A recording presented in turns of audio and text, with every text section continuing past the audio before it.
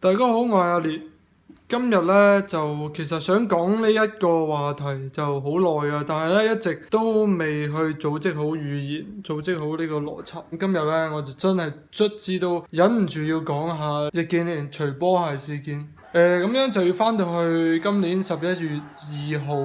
廣東咧就客場挑戰深圳。易建聯咧喺比賽途中咧就將佢嗰對李寧鞋除咗落嚟，再翻落更衣室換翻一對 Nike 嘅上嚟，但係咧一開始係被拒絕嘅。我第一句想講嘅係，易建聯你做錯咗，係好錯。首先我哋睇下 CBA 嘅贊助合約，李寧公司以5年20億喺2012到2013賽季簽約到2016到2017賽季。喺李寧嘅呢一個合約裏邊咧，有一條款就係關於波鞋嘅條款，關於喺 CBA 裏邊打波球員嘅波鞋咧，就一定要係着李寧。如果你係其他簽約嘅球員，或者係 Nike 或者係 Adidas 之類嘅咧，就要去上交一份報告，跟住咧獲得豁免權咁樣。一開始都係咁嘅。合約嘅最後一年就係16到17賽季，籃協就要求 CBA 咧一定要強制所有嘅國內球員去穿着贊助商嘅品牌，即係話 Nike 同埋 Adidas 嗰啲就唔可以再着啦。而呢一次對比之前嗰幾個賽季咧，係手段強硬好多嘅。而易建聯咧呢一個只係成件事嘅開始。大家都知道易建聯其實喺佢好早嘅時候就已經係簽約咗 Nike 啦。而李寧生效嘅喺 CBA 投放贊助嘅合約係2012年開始嘅。其實意思好簡單，呢一個贊助商入呢一個聯盟之前，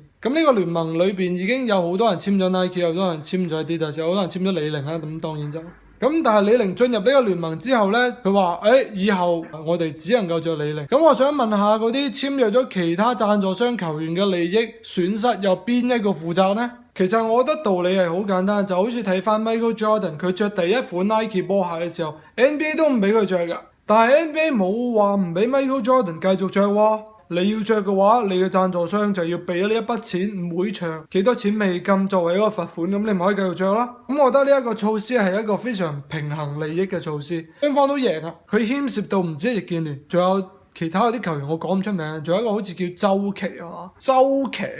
中國籃協係中國籃球協會，隸屬於中華人民共和國國家體育總局。咁樣落呢個波鞋指定命令嘅咧係中國籃協。咁之所以我話點解易建聯同埋其他簽約球員咧係錯嘅，完全係錯誤咧，係因為佢哋冇幫自己嘅贊助商保護利益，而同時佢哋嘅贊助商亦都冇幫球員去辯護，去抵抗呢一個嘅行政命令。而我諮詢過關於呢一方面嘅法律意見，除李寧之外嘅贊助嘅球員係可以一齊去佢個上級單位進行一個上訴嘅，即係話去中華人民共和國國家體育總局去上訴關於對佢哋嘅利益嘅損失啦，好似 Nike、Adidas。咁呢一啲簽約球員嘅利益同埋贊助商嘅利益由邊個嚟負責呢？咁其實我覺得呢一次籃協同埋 CBA 簽李寧嘅合約裏邊，其實係將球員嘅利益同埋贊助行為嘅資格捆綁埋咗出去。而我亦都好懷疑，到底 CBA 球員同 CBA 俱樂部簽嘅合約裏面有冇條款註明係將自己個人嘅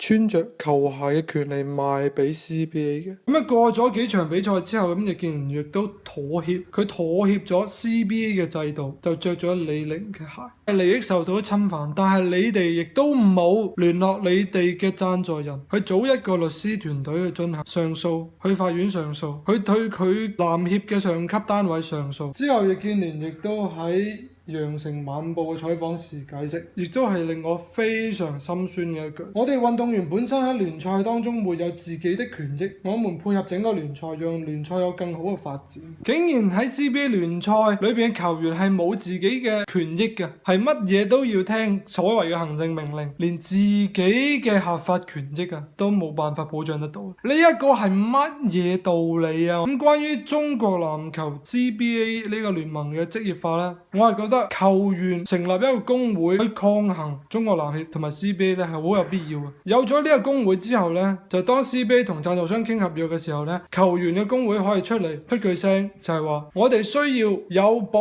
障球員個人利益嘅條約。而唔係全部都係剝削性嘅霸王條約。我覺得呢一個先至係唯一嘅出路。不過無論點都好，我會同李寧、同籃協、同 CBA 講，今年我將會買多幾對哈伯頓。你試諗下，如果你第日翻工，你連個人嘅利益都冇辦法得到保障嘅時候，呢一個係乜嘢世界？